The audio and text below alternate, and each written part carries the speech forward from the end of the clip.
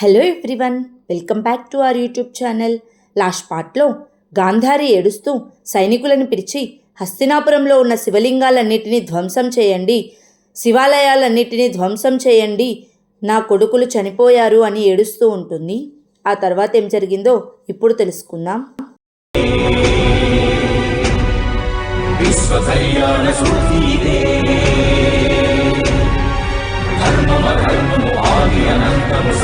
సత్యము సార్థకలంకము జాత్యంకార పర్యవసానము శక్తిదే భక్తిదే జీవన్ముక్తికి మార్గమిదే పంచమ వేదసారం మహాభారతం కృష్ణుడు చూపిన లీలైది జీవన వేద మార్గమిది గీత జనించిన క్షేత్రమే ఇది మహాభారతం.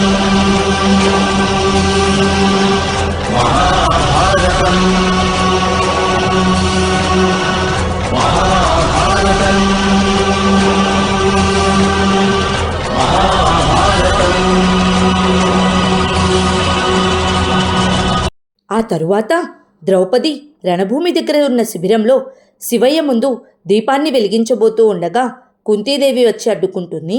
ద్రౌపది కుంతీదేవిని చూసి ప్రణామాలమ్మా అని కాళ్ళకు నమస్కరించబోతూ ఉండగా కుంతీదేవి వెనక్కి వెళ్ళిపోతుంది. అప్పుడు కుంతీదేవి, వద్దమ్మా, నా కాళ్ళకు నమస్కరించవద్దు, నా కుటుంబంలోని వారి మృతి వల్ల నేను మైలపడ్డాను, సంప్రదాయాన్ని అనుసరించి ఇది దుఃఖించవలసిన సమయం అని అంటుంది. వెంటనే ద్రౌపది, మీ మనసులో కూడా దుఃఖం ఉందా అమ్మా అని అడుగుతుంది. అప్పుడు కుంతీదేవి, అవునమ్మా, ఎంతో దుఃఖంగా ఉంది. గాంధార కుమారికి నేనంటే ఎంతో అభిమానం. జీవితంలో నేను జీవించేందుకు ఆమె నాకు ఎంతో ధైర్యం ఇచ్చింది. ఇప్పుడు ఆమె క్షోభ నా మనసుకి భరింపరాని దుఃఖాన్ని కలుగజేస్తుంది అని అంటుంది. వెంటనే ద్రౌపది, కానీ అమ్మా, మీ కొడుకులు తమకు జరిగిన అవమానాలకు అన్యాయాలకు ప్రతీకారం తీర్చుకోవడం ప్రారంభించారమ్మా, అది విని మీకు ఆనందం కలగడం లేదా అని అడుగుతుంది. అప్పుడు కుంతీదేవి, గర్వపడుతున్నాను, నేను ఆనందించడం లేదు. యుద్ధ విధ్వంసాన్ని చూసి నా మనసులో ఆనందం కలిగిందంటే మనం మనుషులమే కాదు రాక్షసులం అని అంటుంది. వెంటనే ద్రౌపది, నిజం చెప్తున్నారమ్మా, నా అవమానానికి ప్రతీకారం తీర్చుకున్నారు, నా భర్తల ప్రతిజ్ఞ పూర్తి చేసుకునే దిశలో మొదటి అడుగు వేశారు. కానీ పదే పదే నా కళ్ళు చెమ్మగిల్లుతున్నాయమ్మా, నిజానికి ఈ యుద్ధం తప్పనిసరా అని ఏడుస్తూ అడుగుతుంది.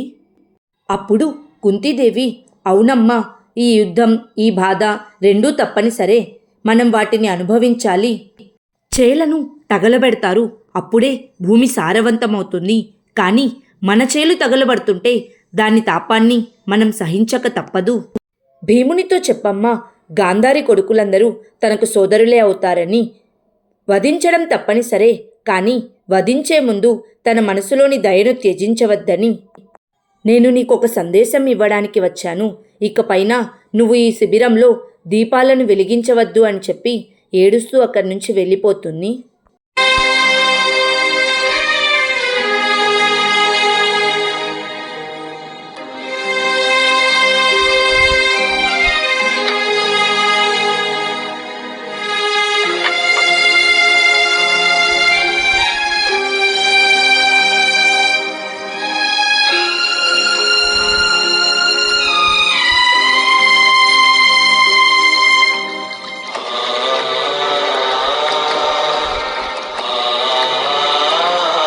ఆ తరువాత దుర్యోధనుడు చనిపోయిన తన తమ్ముళ్ళందరికీ అంత్యక్రియలు చేస్తూ ఉంటాడు. అదే సమయంలో పాండవులు కూడా తమ తరపున చనిపోయిన వాళ్ళందరికీ అంత్యక్రియలు చేస్తూ ఉంటారు. అదే సమయంలో దుశ్శాసనుడు కోపంతో కాలుతున్న కట్టెను తీసుకుని భీముడిపైకి విసిరేస్తాడు. వెంటనే అభిమన్యుడు, నకుల సహదేవులు భీముడికి అంటుకున్న మంటలను ఆర్పివేస్తారు. అప్పుడు దుశ్శాసనుడు కోపంతో, భీమా, నేను ఇప్పుడే నిన్ను యుద్ధానికి ఆహ్వానిస్తున్నాను, రా, వచ్చి నాతో యుద్ధం చెయ్యి అని అంటాడు. వెంటనే భీముడు, ఇప్పుడే కాదు దుశ్శాసన, నీ తమ్ముళ్ళు ఇంకా కొంతమంది మరణించాలి, నీకు ఇంకా మృత్యు సమయం రాలేదు, అందుకే నేను ఇప్పుడు నీతో యుద్ధం చెయ్యను అని. ఆ దుర్యోధన, ఈ దహనానికి ఉన్న కట్టెలన్నీ వాడేయకు, రేపు నీ దహనానికి కట్టెలేమీ మిగలకపోవచ్చు, అప్పుడు నీ శవాన్ని గద్దలు రాబందులు పీక్కు తింటాయి అని అంటాడు. భీముడి మాటలకు దుశ్శాసనుడు మళ్లీ కోపంతో కట్టెను విసరబోతూ ఉండగా దుర్యోధనుడు ఆపి, ఆవేశపడకు దుశ్శాసన. చూడు భీమా, ఈరోజు నువ్వు నా సోదరులను చంపి నన్ను బాధపెట్టిన విధంగానే అదేవిధంగా నేను కూడా నిన్ను బాధ పెడతాను.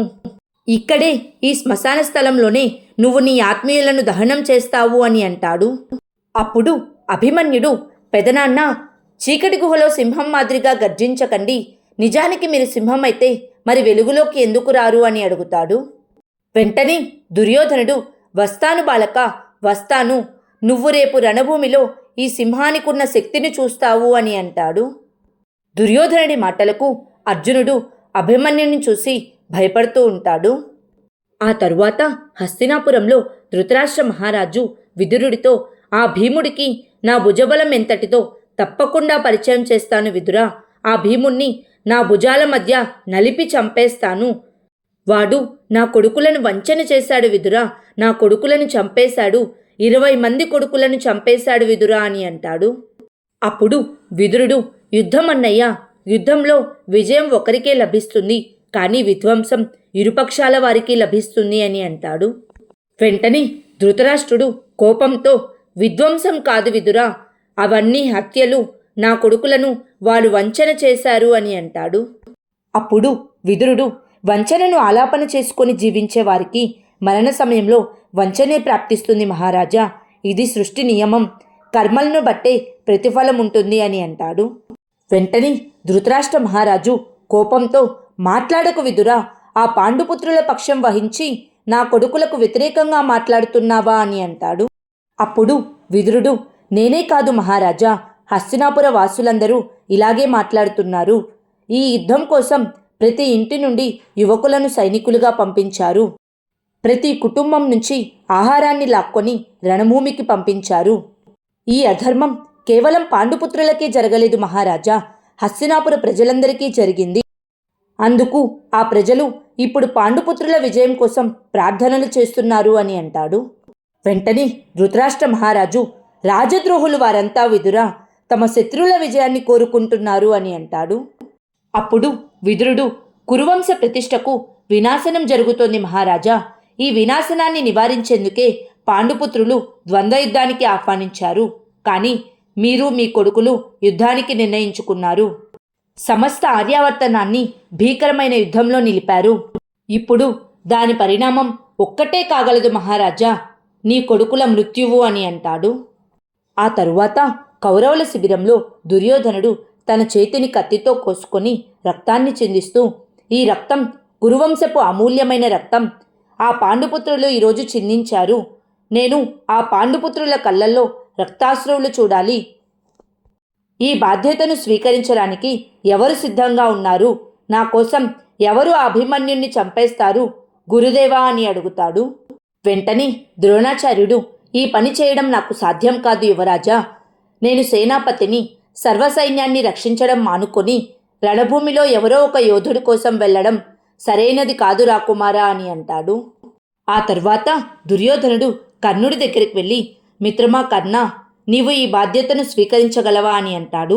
కర్ణుడు ఏమీ మాట్లాడకపోవడంతో దుర్యోధనుడు, భయపడుతున్నావా అంగరాజా? నీవు అసలు ఎవరి కోసం యుద్ధం చేస్తున్నావు? ఇదేనా నీ సామర్థ్యం? నా కోసం యుద్ధం చేస్తున్నావా, లేక ఈ యుద్ధంలో పాలు పంచుకొని నీ శత్రువును వధించడానికా అని అడుగుతాడు. అప్పుడే అశ్వత్థామ వచ్చి, నేను ఈ బాధ్యతను స్వీకరిస్తాను, పాండుపుత్రులందరినీ నేను వధిస్తాను అని అంటాడు.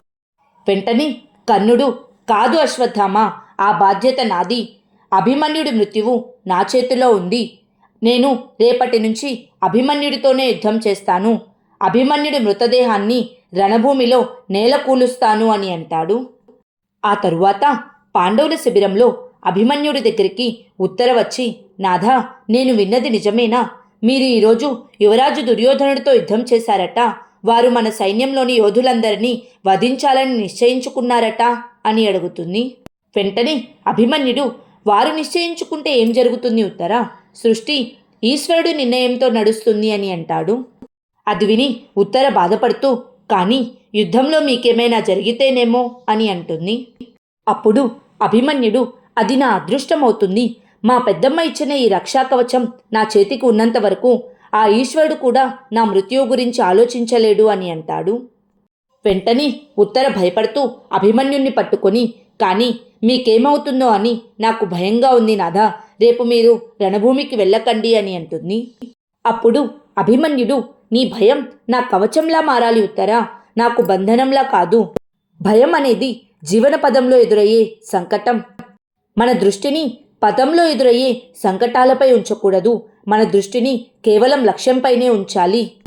మన విజయంపై నీవు దృష్టిని ఉంచు అని అంటాడు. వెంటనే ఉత్తర, ఇప్పుడు నా దృష్టి కేవలం రణభూమిలో ఉన్న మీ ప్రాణాలపైనే ఉంది. మీ ప్రాణాలకు సంకటం ఎదురైతే నా ఊపిరి ఆగిపోతుంది అని అంటుంది. అప్పుడు అభిమన్యుడు, మరి నేను యుద్ధంలో ప్రాణాలు కోల్పోతే ఏమవుతుంది అని అడుగుతాడు. వెంటనే ఉత్తర అభిమన్యుడి నోటి మీద చేతిని పెట్టి, అప్పుడు నేను నా ప్రాణాలను త్యజిస్తాను అని అంటుంది.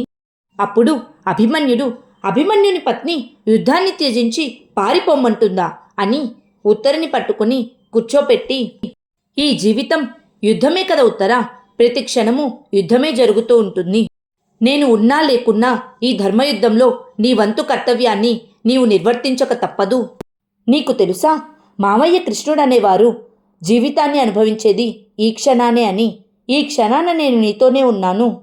నేను మరణించినప్పటికీ నేను నీకు మాటిస్తున్నాను, ఏదో ఒక రూపంలో నేను నీతోనే ఉంటాను.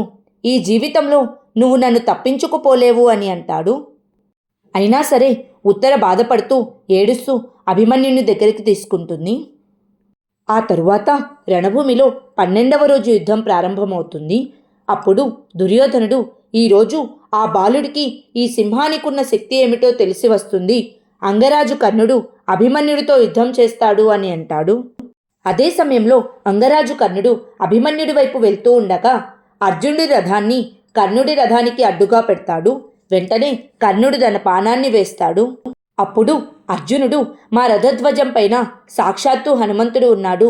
ఈ రథపగ్గాలు వాసుదేవుని చేతిలో ఉన్నంత వరకు ఈ రథాన్ని కదల్చడం నీకు సాధ్యం కాదు అంగరాజ కర్ణ అని అంటాడు. వెంటనే కర్ణుడు, ఇప్పుడు నీ రథంతో నాకు పనిలేదు అర్జున, నా బాణాలు తప్పకుండా నీ శిరస్సును ఖండించగలవు అని ధనస్సును సంధించి బాణం వెయ్యబోతూ ఉండగా ద్రోణాచార్యుడు వచ్చి, అంగరాజా, ఈరోజు మిమ్మల్ని అర్జునుడితో యుద్ధం చేయమని నేను ఆదేశించలేదు, మీరు వేరొకరితో యుద్ధం చేయవలసి ఉంది అని అంటాడు. అప్పుడు అర్జునుడు, నిజానికి గురుదేవుని రక్షణ ఎవరికి అవసరం అంగరాజా, నాకా లేక తమరికా అని అడుగుతాడు. వెంటనే కర్ణుడు, మర్చిపోకు అర్జున, నిన్ను వధించేందుకు నా వద్ద విశేష శస్త్రం ఉంది. ఇప్పుడు మీ గురుదేవుడు ఇక్కడికి వచ్చి ఎవరిని రక్షించినట్లో నీవే అర్థం చేసుకో అని అక్కడి నుంచి వెళ్ళిపోతాడు. ఆ తరువాత భీముడు దుర్యోధనుని తమ్ముళ్లతో యుద్ధం చేస్తూ, పుత్ర అభిమన్యు, ఈరోజు 30 మందిని చంపుతానని మీ పెద్దమ్మకు మాట ఇచ్చాను.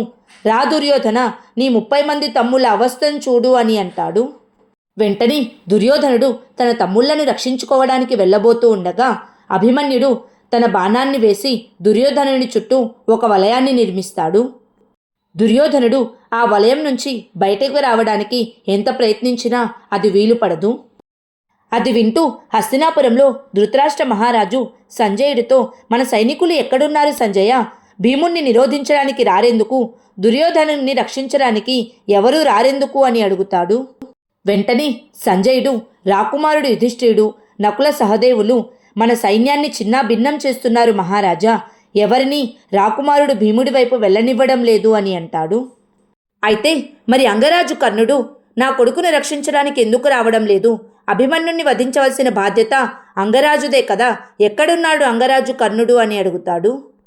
అదే సమయంలో భీముడు దుర్యోధని తమ్ముళ్ళని చంపుతూ, రా దుర్యోధన, సూర్యాస్తమయానికి కొన్ని క్షణాలే ఉన్నాయి, వచ్చి నీ తమ్ముళ్ళని రక్షించుకో, 49 అని అంటాడు.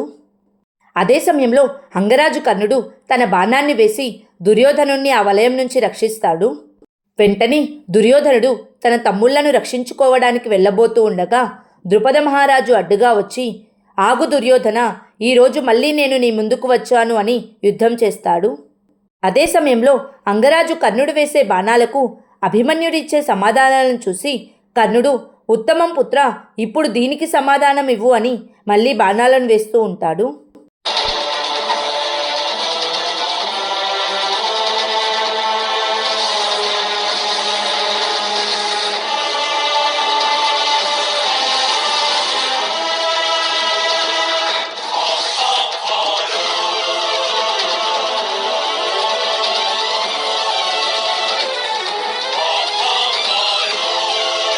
అభిమన్యుని చూసి కర్ణుడు, అద్భుతం పుత్రా, కానీ నువ్వు నన్ను నిరోధించలేవు అని అంటాడు. వెంటనే అభిమన్యుడు, నేను మిమ్మల్ని నిరోధించడం లేదు అంగరాజా, కేవలం మీ ప్రశ్నలకు సమాధానం ఇస్తున్నాను అని అంటాడు.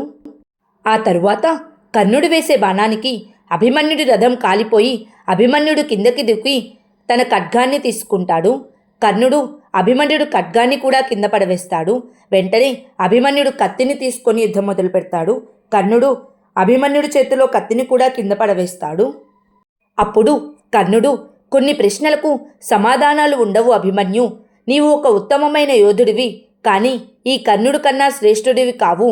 నా మిత్రుడు నిన్ను వధించమని ఆదేశించాడు అని అంటాడు. వెంటనే అభిమన్యుడు, మీరు పెదనాన్న ఇచ్చిన ఆదేశాన్ని పాటించండి అంగరాజా, నేను ఈ రణభూమి విడిచి పారిపోను, మీ బాణాలకు ఎదురుగా నిలుస్తాను, సంధించండి మీ బాణాలను అని ఎదురుగా నించొని ఉంటాడు. అదే సమయంలో దుర్యోధనుడు ద్రుపద మహారాజుని ఓడించి కింద పడవేసి చంపబోతూ ఉండగా భీముడు అడ్డుకొని, ఒక్క అడుగు నువ్వు ముందుకేసిన దుర్యోధన, వీడిని నేను చంపేస్తాను. నేను ఈరోజు కేవలం 30 మందిని మాత్రమే చంపుతానని వాగ్దానం చేశాను. వీడు 31వ వాడు అవుతాడు. ఈ రోజుకి లెక్క సరిపోయింది దుర్యోధన, జ్ఞాపకముంచుకో, భీముడు ఎన్నడూ తన వాగ్దానాన్ని తప్పడు అని అంటాడు. అదే సమయంలో అభిమన్యుడు, సంధించండి అంగరాజా, మా పితామహి కుంతి చెప్పారు, మా నాన్నగారిలాగే మీరు కూడా సమర్థవంతమైన ధనుర్ధారి అని. ఈరోజు మీ శౌర్యాన్ని నాకు కూడా చూపించండి, సంధించండి బాణాలని అని అంటాడు. కర్ణుడు తన బాణాన్ని సంధిస్తున్న సమయంలో రణభూమిలోకి కుంతి వచ్చి, ఆగు కర్ణ, శరాన్ని సంధించే ముందు నీవు ఒక్క విషయాన్ని తప్పక గుర్తుంచుకోవాలి కర్ణ. వీడు నీకు పుత్ర సమానుడు, నీ తమ్ముడి కొడుకు, నీలోని రక్తమే వీడిలోనూ ఉంది. నీ మిత్రధర్మాన్ని నేను అర్థం చేసుకోగలను, నీ ప్రతిజ్ఞను నేను అర్థం చేసుకోగలను, కానీ నీవు మన కుటుంబంలోని ఒక బాలుణ్ణి వధిస్తున్నావా? దీనిని రక్త పిపాస అంటారు పుత్ర అని ఏడుస్తున్నట్లు కనిపించి అక్కడి నుంచి మాయమైపోతుంది. వెంటనే కర్ణుడు బాణాన్ని సంధించకుండా ఆగిపోతాడు. అప్పుడు అభిమన్యుడు, ఎవరి కోసం ఎదురు చూస్తున్నారు అంగరాజా, బాణాన్ని సంధించండి అని అంటాడు. వెంటనే కర్ణుడు తన శరాన్ని సంధిస్తూ ఉండగా సూర్యాస్తమయం అయి యుద్ధం ఆపాలని శంఖారావాన్ని పూరిస్తారు. అది విని కర్ణుడు తన బాణాన్ని సంధించడం ఆపివేస్తాడు.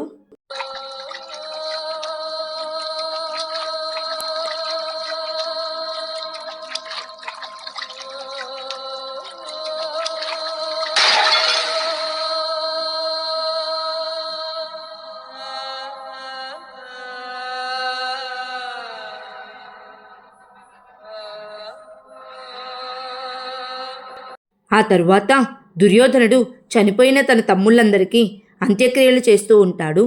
అది తెలుసుకొని హస్తినాపురంలో ధృతరాష్ట్ర మహారాజు కూడా బాధపడుతూ ఉంటాడు.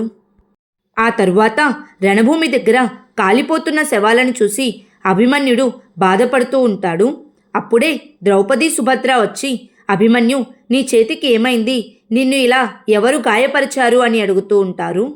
వెంటనే అభిమన్యుడు, కంగారు పడకండమ్మా, చిన్నాన్నల ఔషధాలతో నేను కోలుకుంటాను, మీరు నన్ను రేపు రణభూమిలో మళ్ళీ చూస్తారు అని అంటాడు. అప్పుడు ద్రౌపది, ఎవరు నిన్ను గాయపరిచారు అభిమన్యు, నిన్ను రక్షించేందుకు అక్కడ ఎవరూ లేరా అని అడుగుతుంది.